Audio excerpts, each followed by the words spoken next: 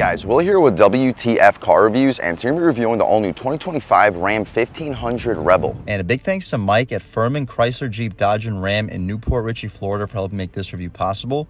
I'll leave a link to your inventory below, and if you're looking for a new car, SUV, or truck in the Newport Richey, Tampa, Clearwater area, I would definitely recommend checking these guys out.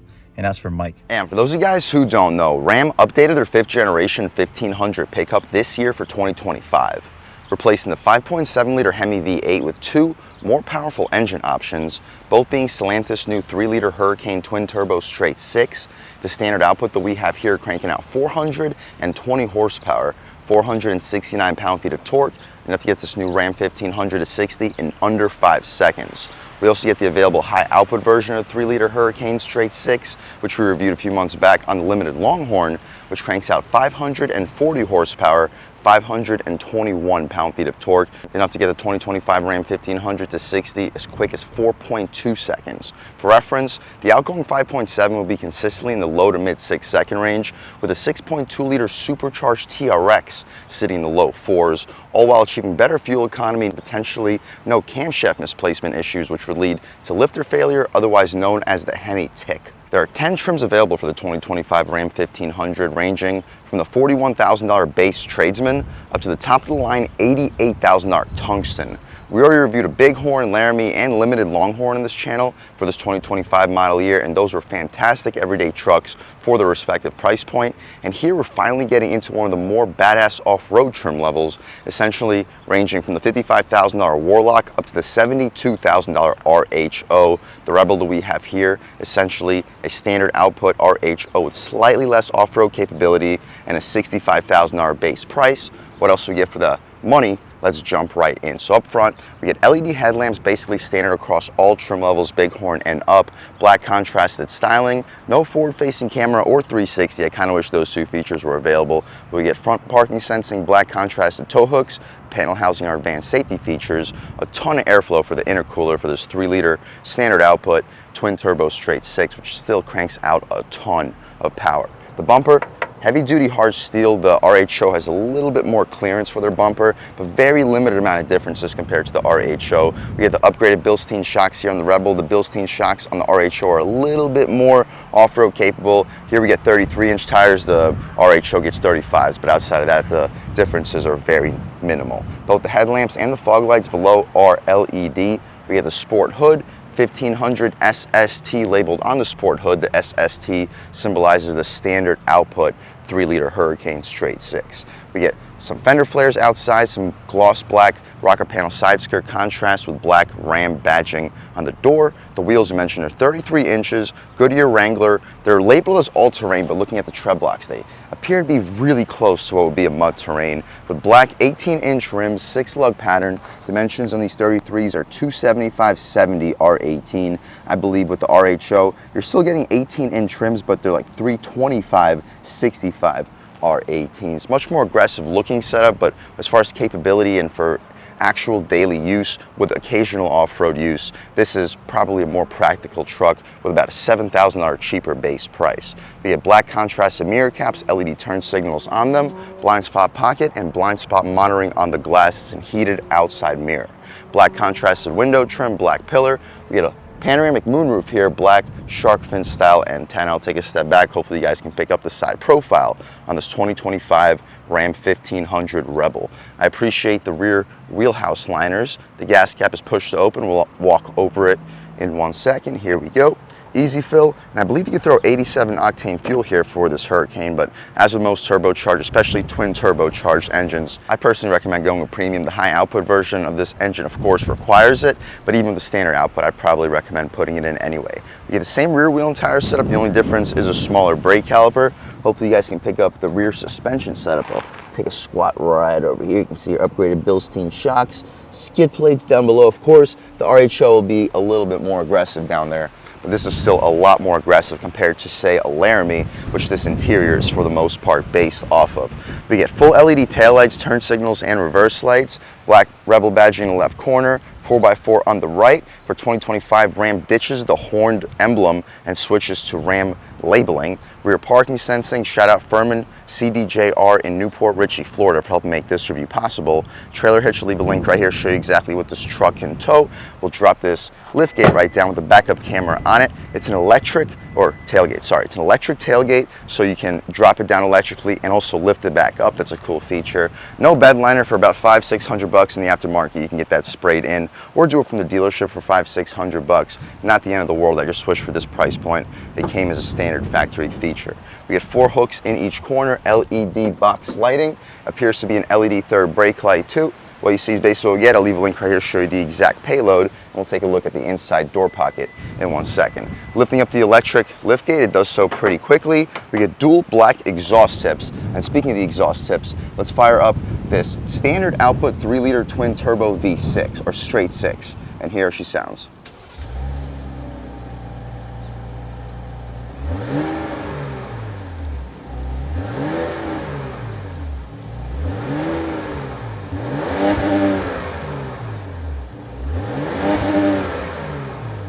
Alright guys, that was the sound of the standard output 3-liter twin turbo straight 6 sold by Ram for the 2025 Ram 1500 Rebel. And it sounds okay. It doesn't quite have the grunt that the 5.7-liter outgoing Hemi had, but it's got plenty of power, way more power at 420 horsepower, 469 pound-feet of torque. Still made it to an 8-speed automatic transmission, sending the power to either the rear wheels or all 4 wheels with a part and full-time 4-wheel drive system. You can expect 0 to 60 in 5 seconds, if not quicker. I believe Car and Driver tested this Rebel with 4-wheel drive to 60 in 4.9, with the higher output version of this power plant getting into 4.2 seconds. We got hydraulic struts in each corner. Appreciated features. We can shut this hood right down, take a step back, and walk around this 2025 Ram 1500 Rebel one more time. And let's take a step inside and see what we get with probably the best balance of off-road and luxury that you're gonna get for around this price point. We'll set the lights back to auto so the truck's not yelling at me. We get soft touch materials up top, some carbon flare beneath it, soft leatherette trim all throughout the center with genuine leather stitching, cushy soft for the armrest. We get front window auto on touch, 2-person memory seats, Harman Kardon audio system, and it sounds really good. The Alpine already sounds good, but this is a serious upgrade compared to even the Alpine. You'll fit a 6-inch sub up top, stack 2 footlongs in each corner. You'll fit a 16 to 24 ounce water bottle to a 24 to 32 ounce water bottle in front of it. We get Ram plastic step-in plates, Rebel specific seats. They're similar to the Laramie, white contrast stitching, very comfortable leather with decent bolstering down below. Compared to the limited Longhorn we reviewed in this channel that had the cloth inserts all throughout its leather seats, I actually prefer the overall fit and finish of these seats compared to the limited Longhorn. We get 2-way lumbar control. You can recline, drop, lift, and slide the seats. Ram plastic step-in plate. Unfortunately, no running boards because it's an off-road oriented truck, so you're gonna have to grab onto this grab handle and scoot yourself up. The reason for no running boards, of course, being a little bit of extra ground clearance, but I personally wouldn't off-road my truck that frequently. I would put some running boards on this truck, maybe even some power running boards so you can tuck them away. I understand why they're not here. I just personally would prefer them. I told you guys I would show you the stickers on the door panels. So the payload's around 1,424 pounds. Not great. I believe my Ram 1500's over 1,800 for its payload. It doesn't appear like these stickers have max towing rating on them, but taking a step inside, we'll grab onto this grab handle, pull ourselves up, shut the door, foot on the brake, engine start, stop, and everything fires right to life. So as you mentioned, the 2025 Rebel is basically based off of the 2025 Laramie, which we already reviewed in this channel. This just has a lot more off-road goodies and features, basically keeping most of the interior features like the dashboard material, seating material, and overall standard features. This specific Rebel gets the upgraded seat package, which gives us heated and ventilated seats. We also get this massive panoramic moonroof with a level 2 equipment group, which also gives us the Harman Kardon audio system, the passenger screen that hopefully you guys can pick up on camera. They make it with a privacy glass, so I can't really see anything from the driver's perspective, but hopefully you can pick it up on camera. We get HDMI connectability. You can play whatever you like through it without the driver being too distracted from their seat. The steering wheel is very similar compared to the outgoing model, but we get this perforated trim for the 9 and 3, 10 and 2 area. The adjustments for it include active adaptive cruise control, vehicle information, trip info, audio, messages, and overall settings. We can adjust between a digital speedo and analog gauges. These are pretty cool, with a tach going to about 6,000 RPM, speedometer going to 120. The adaptive cruise control, active lane management, vehicle information, the tire pressure is high. and these all-terrain tires. We'll see how that affects the ride quality when we take it out for a drive. Your stop-start information, terrain status, engine hours, fuel economy, gauges, oil summary, oil level, tire pressure. So I'm not quite sure why the tire pressure is so high. I personally run mine around 38, 39 PSI. I don't have Goodyear Wrangler all-terrains. I use Pirelli Scorpion All-Terrain Plus tires, which have a max rating, I think, around 50, 55. So this is pretty high pressure. We'll see how that translates to ride quality when we take it out for a drive. My personal favorite would be the gauges, so we'll leave it there. Rebel right up top. Very nice overall digital gauge display. We mentioned the leather stitched dashboard with some gloss black, piano black for the center inserts. We can hang up and answer our phone calls, our drive mode selector. We have snow mode, auto, off-road, sport, which is pretty cool, and tow mode. We'll start off in auto, try it out in sport, and just see what the differences are. It automatically puts us into four-wheel drive auto as soon as we click sport. So we'll throw it back into two-wheel drive, see how the power gets put down in this truck. But yeah, we have full-time and part-time four-wheel drive with 4High and four-wheel drive auto. The gear selector having a more premium feel compared to the pre-facelifted model. Backup camera, I guess we'll take a quick look at it. High resolution, guidance lines, and trajectory, but we don't have a forward-facing camera, and we don't have a 360 here. Throwing it back into park, we return right back to the previous screen. On the right side of the steering wheel, we have our adaptive cruise control settings and our gear limit, which used to turn off the cylinder deactivation on the 5.7 liter Hemi, but here it just limits your gear in case you're towing, not having to use the tow haul mode. On the left side of the steering wheel, we have our interior brightness, auto headlamps, fog lights, and parking lights. Tilt and telescoping steering column, satisfying click. It doesn't really change compared to the outgoing model. Some carbon flash outside of the air vents, and our tweeter speaker, two tweeter speakers for this Harman Kardon audio system.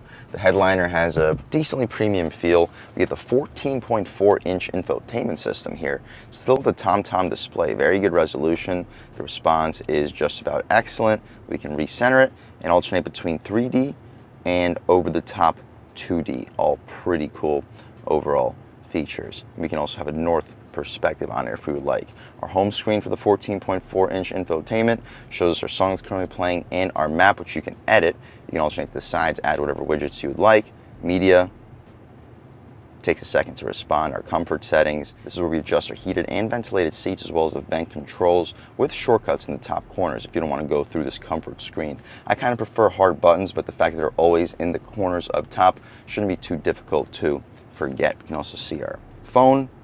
It takes a second to respond. It's a brand new vehicle and we don't have anything connected anyway. Our vehicle settings, we can turn on our mirror dimmer, turn off the passenger screen power off, vehicle cameras. You can turn on the passenger screen, but as we mentioned, you can't really see it from the driver's perspective anyway. So they did a pretty good job with the privacy glass. You can access your rear view camera at all times, dashboard, off-road pages, towing and trailers, our controls, and our overall settings. We have our apps. You can pause, take a look at all of these, not a whole lot anyway, and our navigation, my personal favorite, to leave it at all times. Our trailer brake controller, the gain, front and rear parking sensing, you can turn on or off. You have our off-road cruise control, you can turn off the auto engine start stop, and our rear differential lock. We have three USB-A and three USB-C ports with our passenger HDMI port right next to it. Hopefully you can pick it up on camera with two wireless phone charging pads. We don't have that extra storage cubby like we had in the previous generation, but we still get a decent amount down over here. 115 volt, 400 watt AC outlet, and a ton of storage in the center stack area. You'll fit two 24 to 32 ounce water bottles, coin slot holder, ton of space in this area with our dual tier center console with a USB-A port in here and ton of storage. You'll fit probably 8 to 10 wallets up top with coin slot holders. Business cards will fit with no problem, and a massive amount of storage underneath. We still get our equations, trigonometric ratios, Pythagorean theorem, hypotenuse, metric conversion chart, as well as a fraction to decimal chart in the lower left corner. Not quite sure why you need it, but if you do need it, it is available here, even on this 2025 Ram. Been available for the last 6 years. I like the horned logo in the center area. The rear view mirror is just about frameless and auto dimming. It's not a digital rear view mirror. I mentioned the passenger screens. The materials all outside of it soft touch with Rebel labeled in the corner. The glove box is damped, not line felt, not massive either. You'll fit 20 license plates, but it's really wide. You'll easily fit 2, possibly 3 pairs of shoes. I mentioned the headliner being decently soft, 3 garage homelink settings on the driver visor, interior lights being LED. You can drop the tailgate with the click of a button, open up the 5th opening mirror. Oh, that's the sunroof, sorry. You can open up the fifth opening mirror, which opens up pretty quickly, and it looks a little bit larger compared to the outgoing model. Hopefully you can pick that up on camera. We can continue opening up the shade. Opens up decently quickly. As soon as it opens up, we will follow it with the roof, which appears to be pretty large. Opening up the roof though, it goes on top of the second panel, so it does stick out a little like a sore thumb. We get a wind deflector. See if it goes out any further, but that's pretty far. Oh wow. So well into the second row space, massive opening. We poke our way out of here. Beautiful day today in Newport Richey, Florida, sunny and 94 degrees according to this 2025 Ram Rebel. I think it's a little bit closer to like 80, 85, but you get the point. It's very warm out here. Sunroof would be appreciated for many people. We'll leave the shade open so when we hop out back, you guys can see how much light is brought into the cabin. But that's about it for the front seat, at least, this 2025 Ram 1500 Rebel Crew Cab 4x4. With a base price of $64,195. You guys can pause, take a look at all the standard features, loaded, and we get a pretty decent amount of options and features. Not too expensive, about $5,000 and some change when it comes to the options, but really useful ones at that. With the luxury leather trim bucket seats, $1,545. They're also ventilated, must-have feature if you're in a southern climate. $27.95 for the level 2 equipment group, giving us the heated second row seats, driver seat memory, 8-way power adjustable passenger seat, 2-way power lumbar for the passenger seat. You can act 5 navigation with a 14.4-inch touchscreen, power adjustable pedals with memory. If I didn't mention, they are right beneath the headlamp controls. We also get the power tailgate, radio, driver seat mirrors, and pedals memory, dual wireless charging pad with exterior mirrors with approach lamps, automatic power folding mirrors, proximity approach, departure lamps, 19-speaker Harman Kardon premium sound system, front passenger interactive display, accent premium power mirrors, rain-sensitive windshield wipers, and the 115-volt rear power outlet. The dual pane panoramic sunroof is $1,595 on top of that. I'm not sure if I would option it, but I'll definitely go with the level 2, and I'll definitely go with the ventilated front seats. 33-gallon fuel tank is also a pretty decent feature. Now we're going to be able to have about 550 miles of total range, $295 for the trailer brake controller, $2,000 destination charge, totaling us out a tick under $73,000. 19 combined MPGs, 17 in the city, 24 on the highway, up a little bit compared to the outgoing model. I believe the outgoing Rebel was at 17 or 18 combined MPGs. But this, with the 3-liter Hurricane twin turbo straight 6, should be a much more idle-friendly pickup truck, so you don't have to worry about the lifter failure nearly as badly as the 5.7-liter V8. It may have different issues considering it's a twin turbocharged 3-liter in a massive pickup truck, but the lifter failure from the Hemi should not be one of them. We get smart access for the driver and the front passenger, no smart access out rear. Up top, just hard plastic. I kind of wish they threw some injection mold up top with some gushy soft leatherette trim in the center and a gushy soft leather armrest. Some more leather trim in the middle area. I kind of wish they made this cloth and this some type of padded material, but that's my only complaint with this interior. Speaks volumes about this truck. You'll fit a 6-inch sub up top.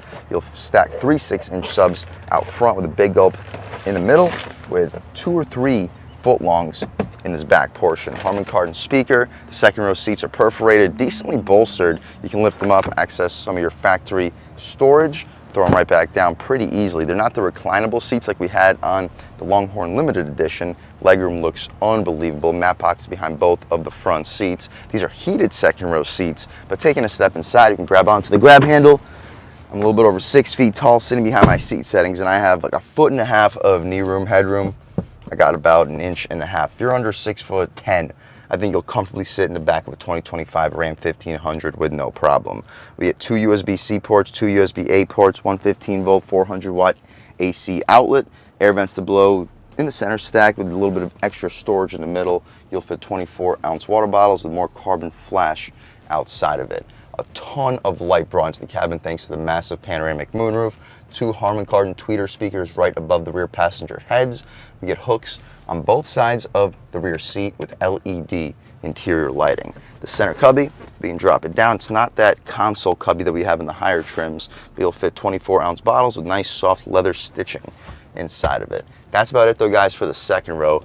Very comfortable, super spacious, not quite as luxurious as the trims above it, but to be expected. If you want something nicer, you're gonna have to pay a little bit more money. That's about it though, guys, for the inside and outside of the all-new 2025 Ram 1500 Rebel. It's a really nice off-road capable and comfortable premium pickup truck with capability. You can tow, I believe, up to around 8,000 pounds, 8,500 pounds, and carry almost 1,500 pounds. And you got the all-terrain tires, which are basically mud terrains, raised ride heights, skid plates. You can take this thing just about anywhere and be comfortable. And speaking of take this thing anywhere, let's take this 2025 Ram 1500 Rebel out for a drive and see what it's got. All right, guys, now we're just about seeing everything we need to see with the inside and outside of the all-new 2025 Ram 1500 Rebel. Let's take it out for a drive and see what it's got. My first impressions, this 6-cylinder engine has decent throttle response for a small motor. Bump.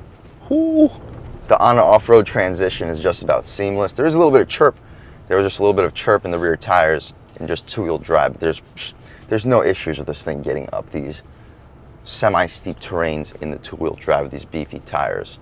You throw it in four-wheel drive, you won't even have a chirp unless you're climbing mountains in this thing. Big bump coming up.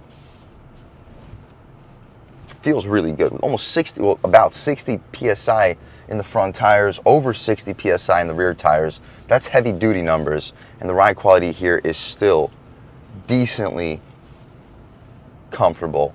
We'll go over some speed bumps right here at slow speeds. Yeah, way softer ride compared to my Bighorn. My Bighorn has about 33-inch tires too, and I keep over 20 PSI less in those tires. So this suspension, these Bilstein shocks, do a great job absorbing these big bumps. One thing I'm noticing is the steering radius or turning radius doesn't quite seem as sharp as my Ram. I'm not sure if that has anything to do with these different tires or suspension setup, but it feels like you need to turn the wheel a little bit more to get it to where you need it to be. Taking a step out here, we can open her up a little bit. Still in automatic mode. About half throttle and two-wheel drive. Ooh, boost kicks in, and this thing has very good get up and go. In automatic mode, that's the motorcycle next to us. Unfortunately, that's not the noise that this thing's making. But in automatic mode, the throttle doesn't seem super sharp, but it feels like it picks up better than the 5.7 even in the automatic mode. We'll leave it in the automatic mode until we start opening her up a little bit more. The brakes here feel like they do in like almost tow haul mode on my truck. Tow haul mode, of course, increases the engine braking, but this feels like that without the engine braking. Yeah. Low end power feels good. The initial throttle response felt better in the Hemi, and the foot to the floor top end may have been a little bit more of a screamer up top, but that build of the revs feels so much stronger here, even with the standard output. The high output being, like we mentioned, almost as quick, if not as quick in certain scenarios as the outgoing TRX. At around 35, 37 miles per hour, I don't hear any road noise with these really aggressive all-terrain tires either. And it's a windy, windy day. We of course get dual pane windows up front, single panes out rear, and great isolation. It's just really not much better compared to the outgoing model. The outgoing model with the Hemis had not just dual pane windows, but it also had active noise cancellation. I believe all Rams, unless you go with the 3.6 liter Pentastar V6, are now available with that active noise cancellation. All right, guys, we just threw it in sport. The brakes actually feel sharper in sport. It automatically puts us into 4 auto, about third throttle, sharper throttle response. Boost kicks in faster too. It's a quick feeling truck. The standard output version of this power plant feels just as quick, if not quicker, than the 3.5 liter EcoBoost V6 from the F-150. The high output, of course, blowing the doors off of it. We can try one out off the line on the gas. Boost. Whoo! Good Lord. Yep, that is without question quicker than the 5.7 liter Hemi. It feels quicker than 3.5 liter EcoBoost. This is the quickest new truck in the segment, and it's not even the quickest truck that Ram sells. Whew. Good power. Doesn't sound as cool as the 5.7, but whew, sure pulls a lot better. So 4.9 seconds 0 to 60. The 6.2 liter GM engine's not doing that. The 3.5 EcoBoost is not doing that. This is already in its entry-level form the quickest power plant. And you can upgrade to the 3 liter high output version of this power plant, and it'll be almost a full second quicker than what we're in right now. These are some seriously quick trucks that Ram is selling. Sport mode gives you a tiny bit more feel through the wheel. Brakes feel so good. Body roll, a little bit, but nothing too crazy on the gas. Oh, yep. Way quicker than the 5.7. And although it's a 6-cylinder engine, it's a straight 6, so it has a solidly pleasant tone to it. A little bit of push in the front there with these all-terrains, but probably shouldn't be throwing it in as quick as we are. It's not a sports car by any means, but it's a really good performer. Said it a few times, I'll say it again. Under 5 seconds for a truck this big and this capable automatically puts it at the top of the segment while not even being at the top of its own lineup. Just the brakes feel fantastic, isolation, body roll, small amount of push. But again, we shouldn't be doing 90-degree corners at 35 miles an hour in a truck this big.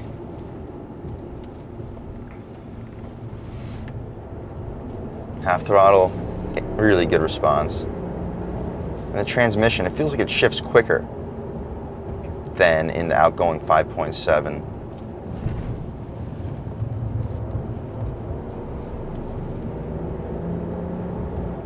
Okay, we'll take it out of the sport mode. One more corner. Hopefully you guys can pick up the performance in this thing. It is really good. Overall, guys, if you're looking for a high performance, high capability luxury pickup truck with just about every option and feature, yes, you're willing to forego the 360-degree camera and you're willing to forego the injection molded rear door panels up top. Only 2 features that I can possibly even think of complaining about outside of maybe the bed liner, which is $500–600 aftermarket feature, so I'm not going to complain about that. So there are a couple things I wish were different about this truck, but there's going to be a couple things I wish different about anything. If there's a perfect vehicle out there, I'm not going to be able to afford it. Considering this is a semi-affordable option that can do 0 to 60 in 5 seconds, pull an 8,000-pound trailer, carry 1,500 pounds in the truck while having the most comfortable leather seats with ventilation, 19-speaker Harman Kardon audio system, 33-inch basically mud terrain tires with Bilstein shocks, at around $70,000 before discounts and incentives. I've seen these go out the door for under $70,000. If that's what you're looking for, guys, I would 100% recommend checking out the 2025 Ram Rebel. And a big thanks to Mike and the rest of the management and staff here at Furman Chrysler Dodge Jeep Ram in Newport Richey, Florida for helping make this review possible. I'll leave a link to your inventory below, and if you're looking for a new car, SUV, or truck in the Newport Richey, Tampa Bay area, I would definitely recommend checking these guys out. And as for Mike, and a huge thanks to all you guys for watching. I had a great time making this video. If you're new to the channel, please subscribe. If you've already subscribed, thank you so much. You guys know the channel is just not possible without you, and I really appreciate the constant support. But again, if you haven't subscribed yet, please subscribe. Leave a like too. It really helps me out, the YouTube algorithm. That's how these videos get promoted to new people. Leave a comment. Let me know what you like. Let me know what you don't like. Leave a comment. Let me know if there's any specific cars, SUVs, or trucks you want to see reviewed on this channel, and I'll definitely try getting those videos for you ASAP. But other than that, again, thank you guys so much for watching, and I hope all of you have a great day.